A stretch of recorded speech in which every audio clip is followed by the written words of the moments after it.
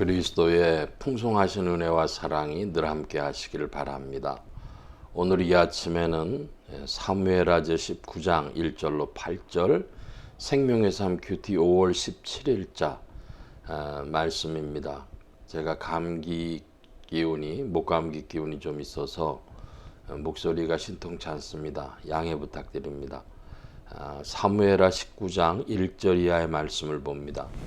어떤 사람이 요압에게 이르되 왕이 압살롬을 위하여 울며 슬퍼하시나이다 하니 왕이 그 아들을 위하여 슬퍼한다 함이 그날의 백성들에게 들림에 그날의 승리가 모든 백성에게 슬픔이 된지라. 그날의 백성들이 싸움에 쫓겨 부끄러워 도망함 같이 가만히 성읍으로 들어가니라. 왕이 그의 얼굴을 가리고 큰 소리로 부르되 내 아들 압살롬아 압살롬아 내 아들아 내 아들아 하니 요압이 집에 들어가서 왕께 말씀드리되 왕께서 오늘 왕의 생명과 왕의 자녀의 생명과 처첩과 비빈들의 생명을 구원한 모든 부하들의 얼굴을 부끄럽게 하시니 이는 왕께서 미워하는 자는 사랑하시며 사랑하는 자는 미워하시고 오늘 지휘관들과 부하들을 멸시하심을 나타내심이라. 오늘 내가 깨달았으니 만일 압살롬이 살고 오늘 우리가 다 죽었다면 왕이 마땅히 여기실 뻔하였나이다. 이제 곧 일어나 나가 왕의 부하들의 마음을 위로하여 말씀하옵소서. 내가 여호와를 두고 맹세하옵나니 왕이 만일 나가지 아니하시면 오늘 밤에 한 사람도 왕과 함께 머물지 아니할지라.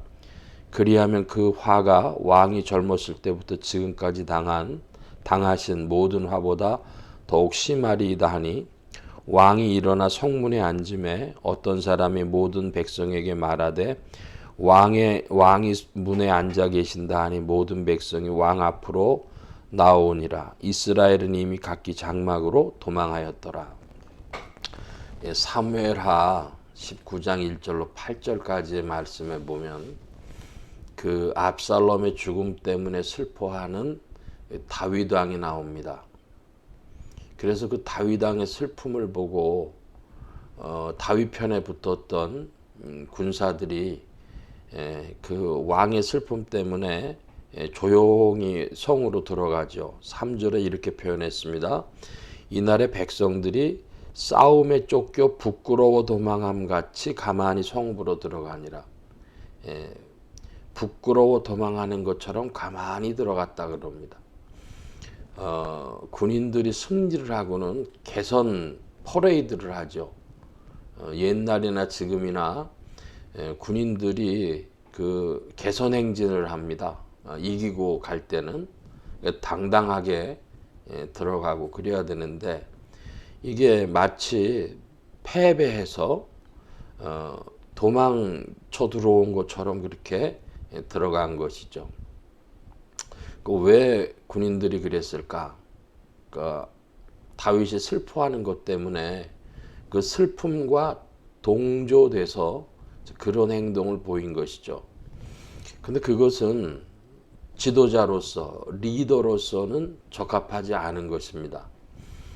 요즘에 리더십이라고 하는 것을 많은 사람들이 연구를 하는데 경영학에서도 리더십을 연구하고 정치학이나 행정학에서도 리더십을 연구하고 사회학에서도 연구하고 군사학에서도 연구하고 그래서 이 리더는 어떤 사람이어야 될까? 자, 이렇게 얘기를 하는데 리더는 그러므로 자기의 슬픔도 마음 놓고 슬퍼할 수 없는 사람이죠.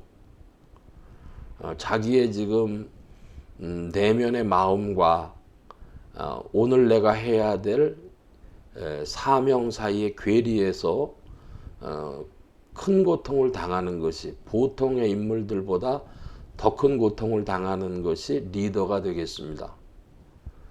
그래서 리더는 자기의 감정을 숨겨야 되고 또 자기의 욕심도 숨겨야 되고 그런 문제가 있는데 그 다윗 왕이 괴로움 때문에 압살롬을 부르니까 사람들이 이렇게 다윗의 동화가 돼가지고 마치 전쟁에 패배해서 도망가는 것처럼 가만히 성읍으로 들어갔다 그럽니다.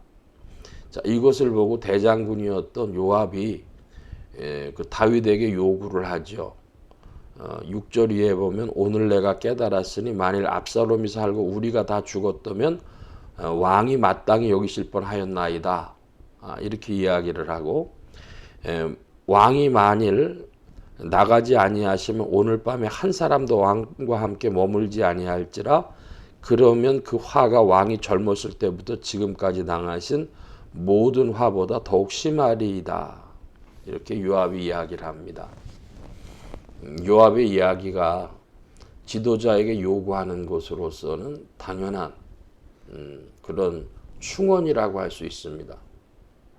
우리가 요압의 말로를 보면 요압이 여러 가지 잘못을 가지고 솔로몬에게 요압을 넘깁니다. 다윗이. 그래서 결국은 요압이 척살을 당해 죽죠. 그러니까 요압이 지금 충언을 했지만은 그 요압이 뭘 잘못했는가? 그러면 그 심정적으로 다윗하고 하나 되지 못한 겁니다. 자, 저는 여기서 조금 상상력을 발휘해 보면 그 압살롬의 죽음 때문에 괴로워하고 고통당하는 것이 하나님의 심정이라면 그러면 이 요압은 율법과도 같다 그러겠습니다. 그래서 이 요압이 있어야 될 자리는 마땅한 자리입니다. 그런데 그 조금 더 들어가서 다윗의 심정을 헤아렸다면 자기가 그 군대들을 거느리면서 왕이 얼마나 지금 고통당하고 계시겠느냐. 그러니까 오늘을 우리가 이해를 해주자.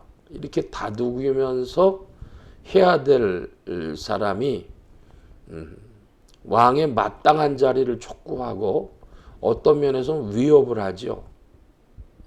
그래서 그런 일들이 결국은 다윗이 다루지 못할 사람이 되고 그래가지고는 결국 솔로몬에 의해서 척살당합니다. 오늘날도 마땅한 이야기를 너무 많이 하면 그 사람이 누가 되었든지 간에 이제 가장 권위 있는 자, 왕이든 혹은 대통령이든 혹은 재벌기업의 회장이든 사장이든 이런 사람들에 의해서 혹은 가정에 있어서 자식이 여럿 있어도 아버지가 자식이 예를 들어서 5이 있다고 하면 어느 아들 좋아하겠습니까? 심정적으로 함께 해야 하죠. 요압은 상황만 있었지 이 심정 모르는 일 때문에 시간이 가면 갈수록 다윗이 다룰 수 없는 자가 되어졌고 그래서 결국은 솔로몬에 의해 죽음을 당합니다. 율법도 마찬가지인데요. 율법은 하나님의 뜻을 우리에게 나타내 주시고 변함없는 것인데 그걸 가지고 마귀가 마땅한 것 가지고 마귀가 참소하려고 하는 것이죠. 하나님의 심정을 알아준 것은 오직 예수 그리스도. 그래서 어떤 분은 이렇게 표현한 분도 있어요. 오직 하나님 앞에 유일하신 효자 이렇게 또 표현을 했고요. 그 삼위일체적으로 보면 인격이 하나님 아버지와 예수 그리스도는 하나시죠. 그 아픈 만큼 아파하시고 오히려 더 그 심정을 헤아리시고 성령께서는 또 하나님의 깊은 것이라도 헤아리신다 이런 표현이 있지 않습니까? 삼위일체 신비니까 우리가 말을 못하지만은 그 속을 잘 헤아려 표현한다 하는 것을 볼 때에 지도자로서 다윗은 마땅한 자리에 있지 못해서 요압에게 지적을 받았고 바른 자리로 가서 군인들과 백성들을 앞에 나서고 위로하는 자리에 앉았지만 그것을 요구했던 요압에게는 다윗의 심정과 너무 멀리 떨어진 허물이 있었다. 우리 이것을 기억해야 되겠습니다. 오늘날 리더십이라고 하는 것을 본다면 리더는 참 자신의 마음과 자신의 행해야 될 일 사이에서 무척 괴로움을 당하는 자리다. 이것도 기억해야 되겠습니다. 오늘 말씀 여기까지 봅니다. 기도합니다. 만복의 근원 되신 하나님 함께하여 주셔서 그리스도 예수 안에서 하나님의 심정을 아는 자들 되게 하시고 성령으로 말미암아 주님의 심정과 부합하는 믿음의 길을 걸어가는 자들 되어지도록 더욱 지도하시고 인도하여 주옵소서. 온 교회와 성도들과 죄종들이 함께 하심에 예수 소망교회와 온 성도들과 부족한 종이 함께하여 주옵시고 복음 전파 영혼 구원하는 일에 쓰임 받으며 성령님과 함께 전진케 하여 주옵소서. 도우심 구하며 감사하며 의지하올 때에 예수 그리스도의 이름으로 기도하옵나이다. 아멘.